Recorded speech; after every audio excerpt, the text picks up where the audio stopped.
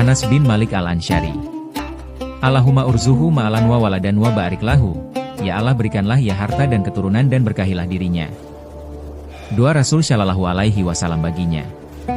Anas bin Malik masih dalam usia belia saat ibunya yang bernama Al-Gumaisah I mengajarkan kepadanya syahadatain, 2 kalimat syahadat.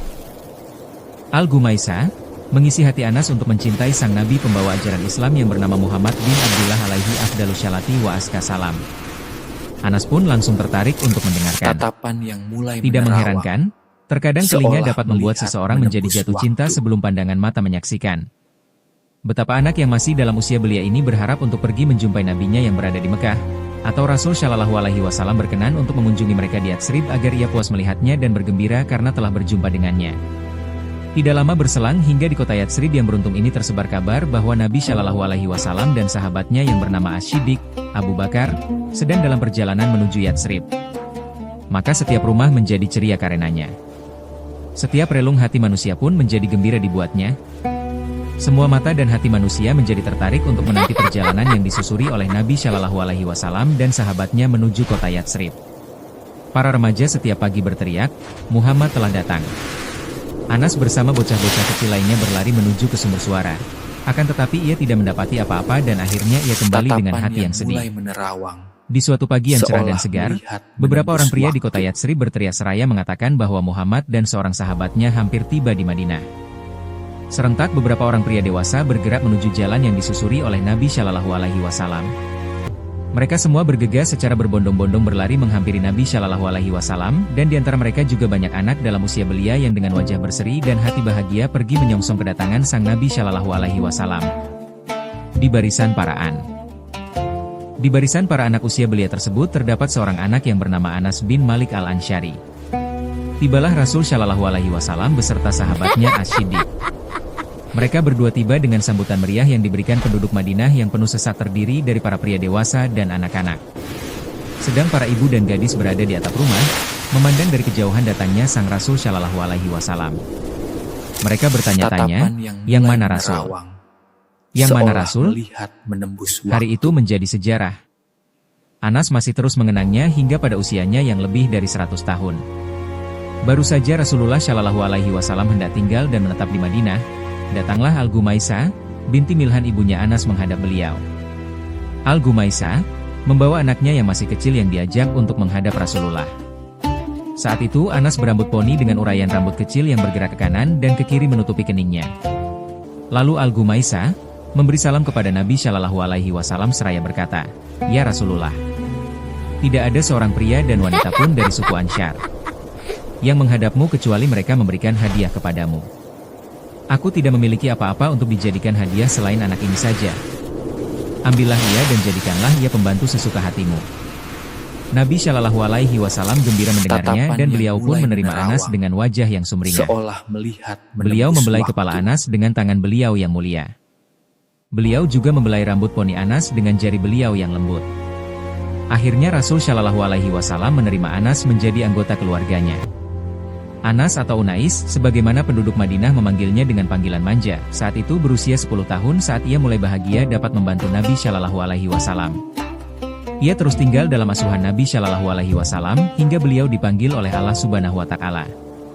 Anas mendampingi Nabi Shallallahu Alaihi Wasallam selama 10 tahun, di mana ia mendapatkan petunjuk langsung dari Nabi Shallallahu Alaihi Wasallam untuk mensucikan dirinya. Ia juga menerima seluruh hadits Rasulullah sehingga memenuhi ruang dadanya. Anas juga mengetahui kondisi, cerita, rahasia dan kebiasaan terpuji beliau yang. Anas juga mengetahui kondisi, cerita, rahasia dan kebiasaan terpuji beliau yang jarang diketahui oleh orang lain. Anas dalam pergaulannya dengan Nabi Shallallahu Alaihi Wasallam mendapatkan apa yang tidak didapat oleh seorang anak dari ayahnya. Ia juga menemukan dari keagungan sifat Rasul yang membuat seluruh dunia merasa iri kepadanya. Mari kita persilahkan Anas untuk bercerita tentang beberapa kisah menarik dari pergaulannya dengan Rasul Shallallahu Alaihi Wasallam yang ia dapatkan dalam asuhan beliau. Ia amat mengetahui hal ini, dan untuk menceritakannya ia amat berkompeten. Anas bin Malik berkata, Rasulullah Shallallahu Alaihi Wasallam adalah manusia yang paling baik akhlaknya, beliau adalah manusia yang paling lapang dada dan beliau adalah manusia yang paling penyayang. Beliau pernah menyuruhku untuk membeli sesuatu dan aku pun keluar untuk membelinya. Di tengah jalan aku berniat untuk bermain bersama para anak-anak di pasar dan aku tidak melakukan apa yang diperintahkan oleh Rasul kepadaku. Saat aku sudah bertemu dengan anak-anak tadi aku merasakan ada seorang pria yang berdiri di belakangku, dan ia menarik bajuku. Aku menoleh ke belakang, ternyata ia adalah Rasulullah Shallallahu Alaihi Wasallam. Beliau tersenyum seraya berujar, "Wahai Unais, apakah kau sudah melakukan apa yang aku suruh?" Aku menjadi grogi dan berkata, "Baik, aku akan melakukannya sekarang, ya Rasulullah." Demi Allah, aku sudah membantu beliau 10 tahun lamanya. Namun atas apa yang aku lakukan sepanjang itu beliau tidak pernah berkata, "Mengapa kau lakukan ini?" Dan beliau tidak pernah berkata atas apa yang tidak aku kerjakan, "Mengapa kau tidak mengerjakannya?" Rasulullah Shallallahu Alaihi Wasallam jika memanggil Anas maka beliau memanggilnya dengan panggilan manja dan kasih sayang. Terkadang beliau memanggilnya dengan Unais. Kadang kala beliau memanggilnya dengan anakku. Seringkali Rasulullah memberikan nasihat dan ujangan yang memenuhi relung hati dan sanubari Anas.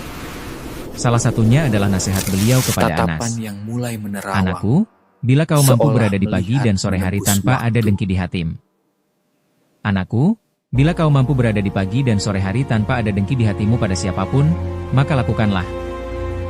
Anakku, yang demikian adalah termasuk sunnahku. Barang siapa yang menghidupkan sunnahku maka ia telah mencintaiku. Barang siapa yang mencintaiku maka ia akan berada di surga bersamaku. Anakku, jika kau masuk ke dalam rumah ucapkanlah salam karena itu akan membawa keberkahan bagimu dan juga bagi penghuni rumahmu." Setelah Rasulullah Shallallahu Alaihi Wasallam wafat, Anas bin Malik masih hidup lebih dari 80 tahun lamanya. Sepanjang itu ia mengisi ruang hatinya dengan ilmu dari Rasulullah Shallallahu Alaihi Wasallam, dan ia mencoba mengasah otaknya dengan fikih yang diajarkan oleh Nabi Shallallahu Alaihi Wasallam. Dalam masa yang sepanjang itu, Anas telah banyak menghidupkan hati para sahabat dan tabi'in dua dengan petunjuk dan ajaran Nabi Shallallahu Alaihi Wasallam. Ia juga sering memberitahukan kepada orang lain sabda dan kebiasaan Rasulullah Shallallahu Alaihi Wasallam. Dalam usia panjang yang dimilikinya ini, Anas menjadi referensi bagi kaum muslimin saat itu. Mereka akan mengadukan permasalahan kepadanya setiap kali mereka merasakan kesulitan. Setiap kali merasa bingung memutuskan suatu persoalan hukum mereka datang kepada Anas dan percaya atas apa yang ia putuskan. Salah satunya adalah sebagian orang yang memperdebatkan masalah agama tentang kebenaran adanya telaga Nabi Shallallahu Alaihi Wasallam di hari kiamat. Mereka bertanya kepada Anas tentang hal tersebut. Anas berujar, "Aku tidak pernah menduga bahwa aku akan hidup untuk melihat orang-orang sepertimu yang memperdebatkan masalah telaga Rasul. Telah banyak wanita-wanita tua sebelumku, di mana setiap kali ia melakukan sholat pasti ia berdoa kepada Allah agar diberikan air minum dari telaga Nabi Shallallahu Alaihi Wasallam."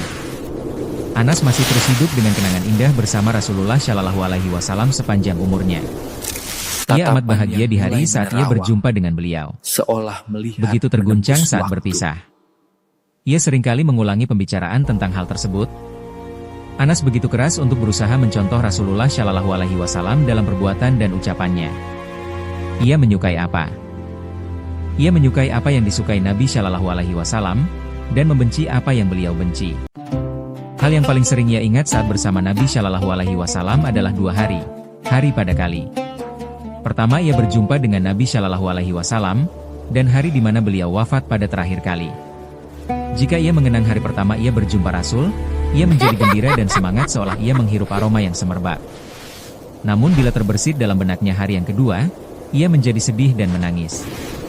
Malah ia mampu membuat manusia yang berada di sekelilingnya saat itu menjadi menangis. Seringkali ia berkata, "Aku melihat Nabi Shallallahu Alaihi Wasallam saat beliau datang kepada kami, dan aku pun melihatnya saat beliau wafat. Sampai kini aku belum menemukan hari lain seperti kedua hari tersebut." Pada hari beliau datang ke Madinah, beliau mampu menerangi semuanya, dan pada hari ia hampir melangkah menuju sisi Tuhannya, maka seolah semuanya menjadi gelap. Kali terakhir aku melihat beliau adalah hari Senin di saat tirai kamar beliau dibuka. Aku melihat wajah beliau seolah lembaran kertas. Saat itu semua orang berdiri di belakang Abu Bakar seraya memandang ke arah beliau. Hampir saja mereka tak kuasa menahan diri. Lalu Abu Bakar memberi isyarat kepada mereka untuk tenang. Lalu wafatlah Rasulullah Shallallahu Alaihi Wasallam di penghujung hari itu. Kami belum pernah melihat pemandangan yang lebih menakjubkan hati kami melebihi wajah beliau saat kami mengubur jasad beliau dengan tanah. Rasulullah Shallallahu Alaihi Wasallam seringkali mendoakan Anas bin Malik. Salah satu doa beliau untuknya adalah, "Allahumma urzuhu malan wa waladan, wa barik lahu." Ya Allah, berikanlah ia harta dan keturunan, dan berkahilah hidupnya. Allah mengabulkan doa nabinya, dan Anas menjadi orang dari suku Ansyar yang paling banyak hartanya. Ia memiliki keturunan yang amat banyak, sehingga bila ia melihat anak serta cucunya maka jumlahnya melebihi 100 orang. Allah Subhanahu wa Ta'ala memberikan keberkahan pada umurnya sehingga ia hidup 1 abad lamanya ditambah 3 tahun lagi. Anas senantiasa berharap syafaat Nabi Shallallahu Alaihi Wasallam untuk dirinya pada hari kiamat. Seringkali ia berucap, "Aku berharap dapat berjumpa dengan Rasulullah Shallallahu Alaihi Wasallam pada hari kiamat sehingga aku dapat berkata kepada beliau, 'Ya Rasulullah, inilah pembantu kecilmu, Unais.'" Ketika Anas mulai jatuh sakit menjelang kematiannya, ia berujar kepada keluarganya, "Talkinkan aku kalimat la ilaha illahu, Muhammadun Rasulullah." Ia terus mengucapkan kalimat tadi hingga ia mati. Seolah melihat ia berwasiat kepada keluarganya tentang sebuah tongkat kecil milik Rasulullah Shallallahu Alaihi Wasallam agar tongkat tersebut dikuburkan bersamanya. Maka tongkat itu pun diletakkan di sisi tubuh dan bajunya. Selamat kepada Anas bin Malik atas anugerah kebaikan yang telah Allah berikan kepadanya. Ia pernah hidup dalam bimbingan Rasulullah Shallallahu Alaihi Wasallam 10 tahun lamanya. Ia juga termasuk perawi hadits Rasul terbanyak pada urutan ketiga setelah Abu Hurairah dan Abdullah bin Umar. Semoga Allah Subhanahu wa Ta'ala membalas kebaikan dirinya dan ibunya yang bernama Al-Gumaisah atas jasa baik yang mereka lakukan terhadap Islam dan kaum muslimin.